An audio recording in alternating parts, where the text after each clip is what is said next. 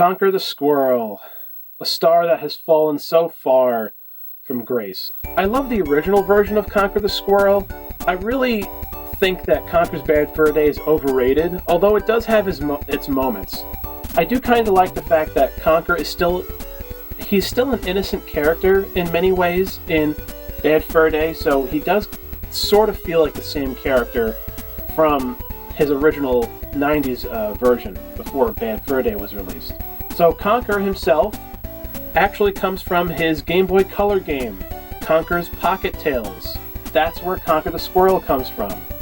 Conker was also supposed to have his own platformer game around the same time that Banjo had his game coming out. So Conker is from his own series of games. He doesn't just come from Diddy Kong Racing. And plus, what if there were people back in the day that played Conker's Pocket Tales before Diddy Kong Racing? I love that they released that Game Boy Color game because it got the point across that Conker is this, great, innocent little character that has his own game series that isn't just a Diddy Kong Racing thing. So that's where Conker comes from. Next we have Tip Top.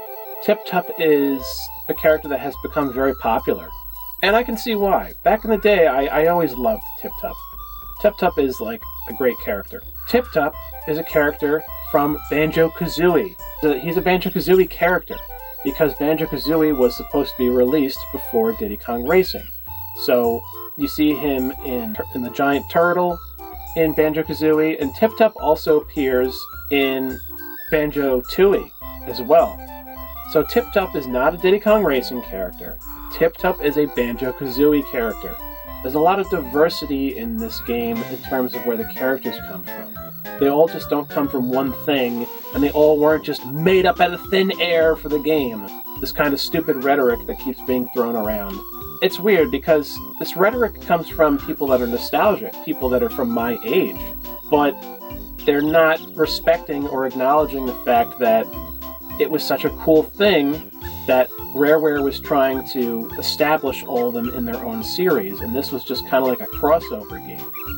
That's not given any respect or dignity, or people don't think that's amazing or awesome for some reason. People like to squash that and pancake that so that they can over-glorify Mario Kart 64! Okay? I'm fucking sick and tired of it. Next we have Pipsy, the adorable little Pipsy character. She's the fastest racer in the game. Her origins come from the character of Space Mouse, or Astro Mouse. I think that was his name. Astro Mouse was a character that was originally supposed to be in Diddy Kong Racing, and they changed and modified Astro Mouse, or whatever his name is, and changed the character from a boy to a girl, and made the character Pipsy. So again, Pipsy does come from somewhere. And who knows, Astro Mouse, or, whatever his frickin' name is, he may have originally was going to have his own game, or it was a villain or a character in another Rareware title.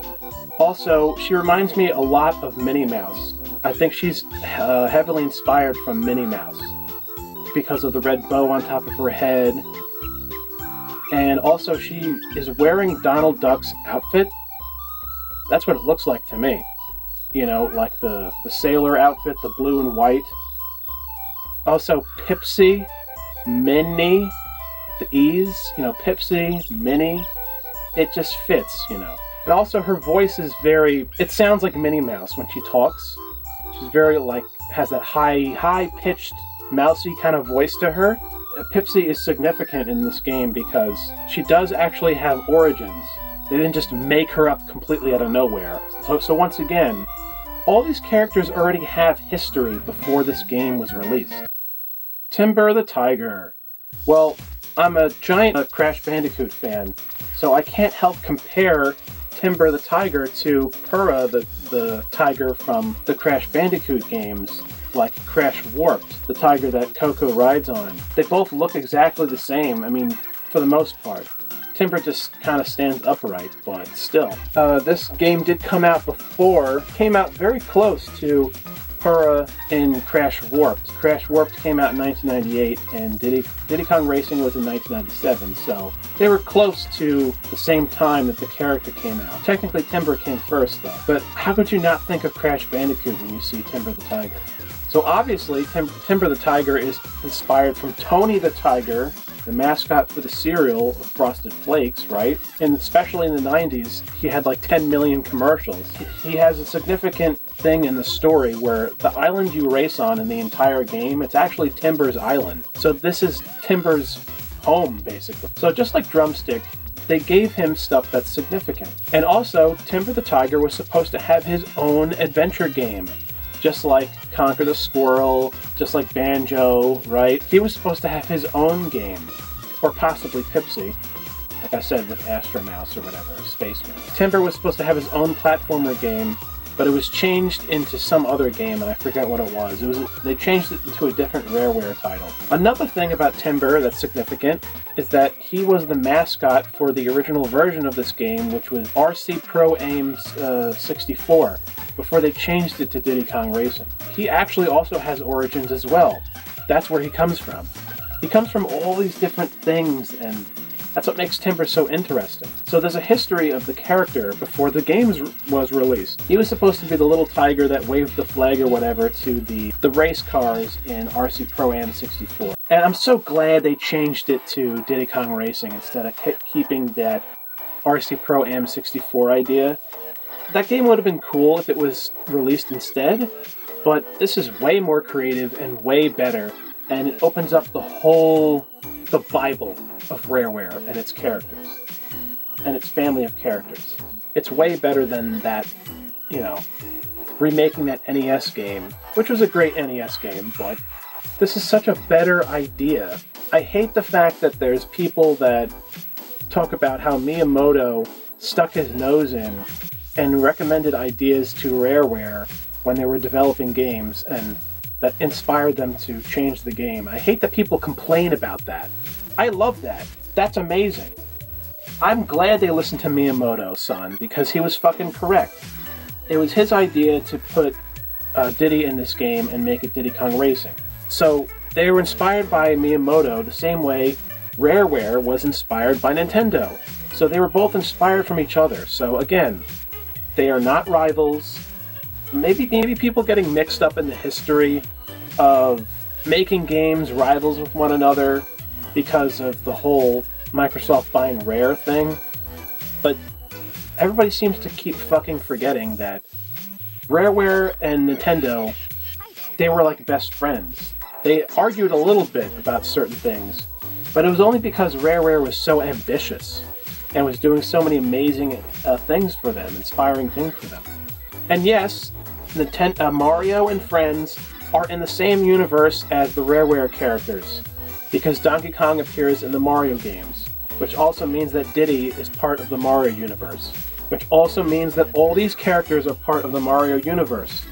There's even an old manga comic book where TT the Clock appears with Mario. Yeah, that's right, so you can't fucking tell me. I hate all these videos that come out where they're like questioning, oh, is Mario part of the same universe as the Rareware characters? Oh, I don't know. What do you mean you don't fucking know? Did you grow up in the 90s? Did you not see all that shit? Of course they are.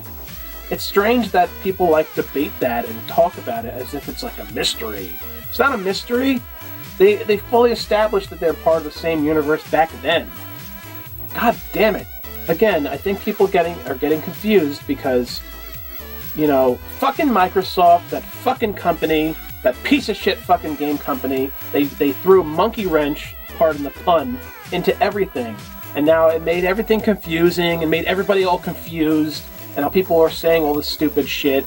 And also, Dinosaur Planet was supposed to come out for the N64, which would have been amazing. But they changed it, of course, and made a Star Fox Adventures on the GameCube, and put Star Fox in there and the other characters. And people bitch and moan about that shit too. And it's like, why? That character in that game, Saber, or whatever his name is, he did look like Fox. And I loved Miyamoto's idea to change it to Star Fox Adventures. He was fucking right. He was right twice, motherfuckers. You should be thanking Miyamoto, not, complaining that he changed the ideas that Rareware was coming up with. He didn't change them from the worst, he made them better. Because Nintendo and Rareware, they worked amazingly together. They kept inspiring, they were inspired by one another. to make amazing games. You could consider like Rareware a brother to Nintendo, if you would view the companies like a family. And they were. They totally were. You know how few second-party publishers there are that exist in the gaming world? Maybe there's more today, but back in the old days, back in this time, there was barely any. Most video game companies are third-party companies. They're not second-party publishers. So what Rareware and Nintendo had, it was not just special, it was like extra, extra, extra special. So everything Rareware did, it was for Nintendo's favor. They weren't like enemies or rivals or any of this other stupid shit you hear on YouTube. And the people at Rareware did not resent Miyamoto or thought that his ideas were stupid. No, it wasn't like that at all. People like to create drama where there was never any drama. Why can't we talk about nice things? Why is every fucking video on YouTube about something that's full of drama? Why can't we have fun anymore? God damn it. I miss the 90s and the 2000s.